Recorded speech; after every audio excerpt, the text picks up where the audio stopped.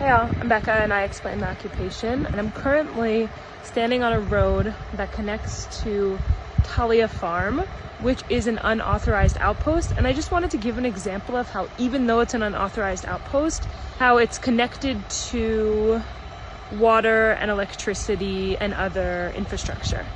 So first of all, what's the difference between a settlement and an unauthorized outpost? Settlements and unauthorized outposts are both illegal in international law. Settlements are illegal. It's illegal in the laws of occupation for the occupying power to take its population and place it in occupied territory, and that's exactly what settlements are. And the only difference between settlements and unauthorized outposts is that while all of them are illegal in international law, Israel views settlements as legal and unauthorized outposts as illegal, meaning Israel never approved a plan for them.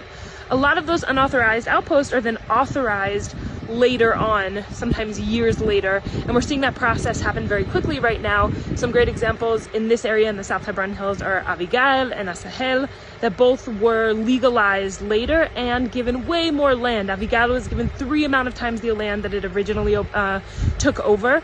Asahel was given 18 times the amount of land that it originally took over. And again, these outposts are illegal, both in international law and in Israeli law. And then they were authorized by Israeli law, and now they're expanding.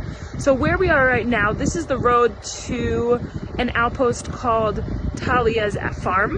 And I just wanted to point out that even though it's an illegal outpost, you have pavement here that's been paved, right?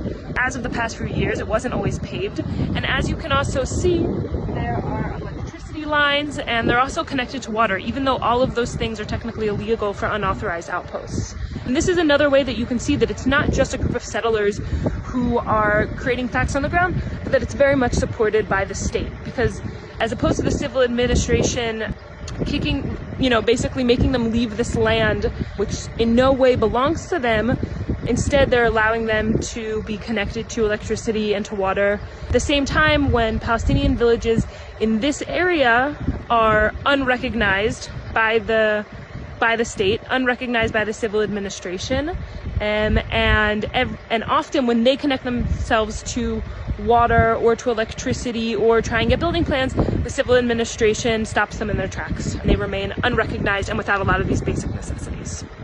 And that's just one thing that's happening in the West Bank.